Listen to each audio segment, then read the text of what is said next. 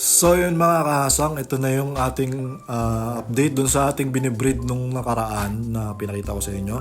So hindi ko na napakita guys no, na nangitlog na yung female doon sa kabilang side. Ngayon, kung mapapansin nyo, nilagyan ko ng divider yan kasi nung nakaraan, di ba nga pinagsama natin yan. Pero nag-aaway kasi kaya napilitan ako na lagyan ng divider. Ngayon, nangitlog na pala yung female dyan na hindi ko napansin. So tapos na yata siya. Kaya ang ginawa ko, nilipat ko lang doon yung male. At yung pagdasal na lang natin na sana umabot pa tayo sa tamang oras. Kasi mga isang oras dapat, malagyan na natin ng male agad yung itlog para fresh pa. So ito nga yung ating female. Oh, grabe, labas na labas pa rin yung tube niya. At may mga nalalaglag pa rin eggs. Siguro hindi pa siya tapos, no? Kasi may mga nalalaglag pa eh. So okay lang din naman, no? Kasi medyo marami na rin namang nailabas na eggs tong ating female. So yung kinakain niya na lang yung mga eggs. Tapos pagdadasal na lang natin yung male na sana alam niya na yung gagawin niya. Kasi ilang beses ko na nasalang dati to. Hindi talaga ako nakabuhay ng mga anak niyan. So ngayon, titignan natin kung anong gagawin niya, kung kakainin niya ba yung eggs. Kung sisimilyahan niya ba yan, hindi ko rin sure. So itong male na to, ito yung ating Red Spartan, no? So ayun, pasensya na kayo sa boses ko, galing kasi ako sa sakit. At medyo minamalat pa yung boses ko. Kaya medyo matagal tayo hindi nakapag-upload. Pero yun nga, no, dahil lang itlog na to, kailangan ko tong i-video.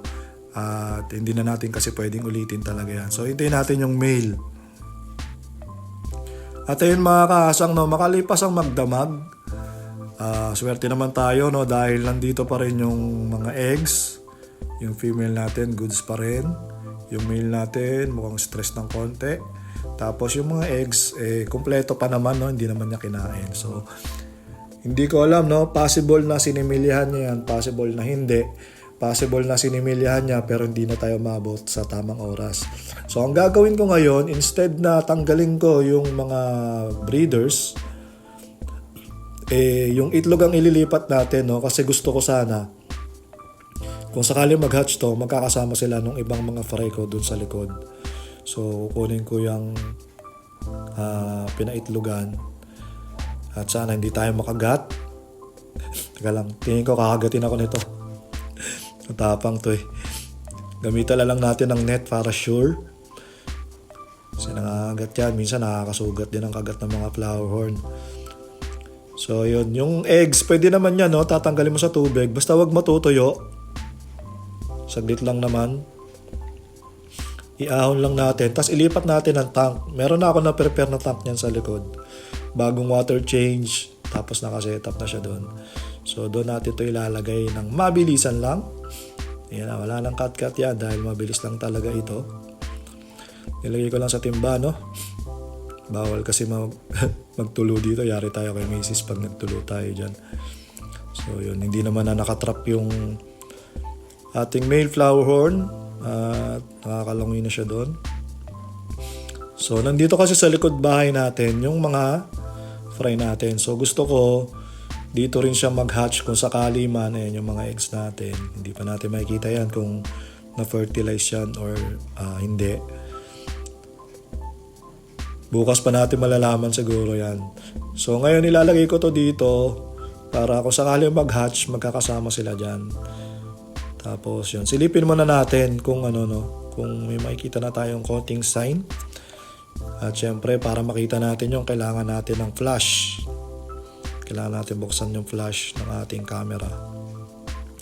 Para ma-determine natin kung sakali na may mabubuo dyan. So tingnan natin, no? Kasi minsan nakikita mo na agad pag mga second day o 24 hours, mamumuti na yung kalahati, ganon. O kaya naman, meron ng black spot. Pero yung black spot kasi, 48 hours pa talaga yung lumalabas. So ngayon, medyo malabo. Medyo malabo yung ating tank, no? Kasi matagal na tong tank natin na to. 7 years na yata itong ginagamit ko. So yun, may mga nakikita akong isang puti. Tapos yung iba parang may konting part na puti. Pero hindi pa talaga totally puting-puti. So pag ganyan kasi, hindi ko pa sure Kasi hindi pa siya totally nagwa-white. So possible din na sinubukang mag-molds pero hindi natuloy kasi buhay yung eggs, pwedeng ganun eh. So, hintayin pa rin natin, no? Na 12, ano lang naman yan eh, 24 hours na lang hintayin ko dyan. 48 hours mag-hatch na yan. Kung sakali, no? Or magpuputi yan at mag-fail tayo. So, tignan lang natin ngayon, pero kaya nga, base sa aking observation, wala pa ako nakikitang sign na buhay siya. Pero wala pa rin naman ako nakikitang sign na unfertilized yung mga eggs. So hindi ko pa rin masasabi yan. Bukas pag sinilip ko yan, tsaka ko lang masasabi kung mabubuhay ba yan o hindi. So yun, no, dami na nating fry kung sakaling magkataon na mabuhay natin to ulit. At yung female nito, yung female na ginamit din natin sa HB12. So ito na yung magiging final na setup niya, no. Naglagay ako ng overhead sump, tapos yung bagsak ng tubig ng sump, ng ating top filter papunta do sa eggs. Tapos pag nag-hatch yan, dito mapupunta yung mga wigglers niyan sa baba.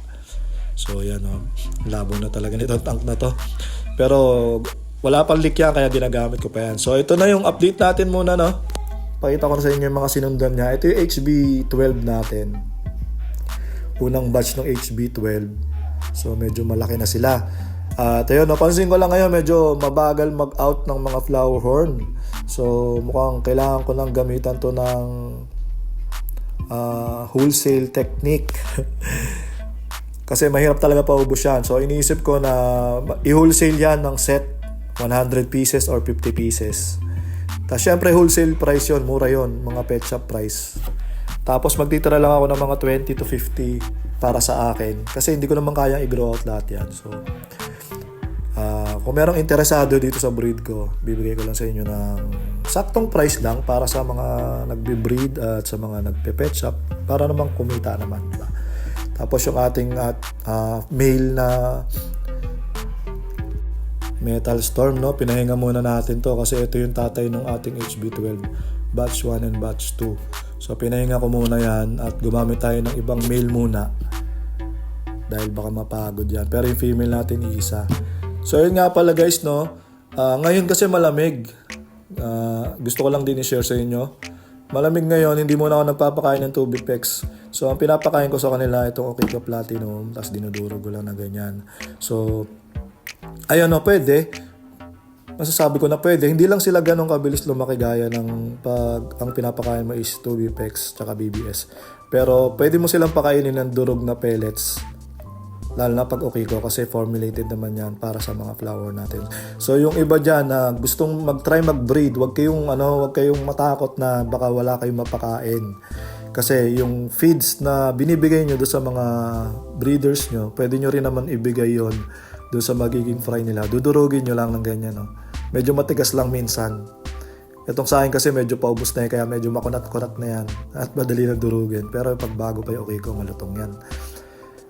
Kaya matigas pa. Pero, ayun nga, ang gusto ko lang sabihin sa inyo, huwag kayong matatakot mag-breed. Huwag niyong isipin na wala kayong makukuha na ng live food. Dahil pwede namang pwede rin namang staple food nila is yung mga commercially feeds natin na kagaya niya na Okiko Platinum at yung mga ibang feeds pa na para sa flower horn. Pwede na yan at lalaki rin naman sila dyan at mabubusog din naman sila dyan. So ayun, no. Babalitaan ko na lang kayo guys kung ano mangyari dun sa mga binibreed natin dito sa bahay at ayun, no, sana bumuti na yung pakiramdam ko para makagawa na ako ulit ng sunod-sunod na video. Dahil ngayon pinilit ko lang din talaga mag-vlog.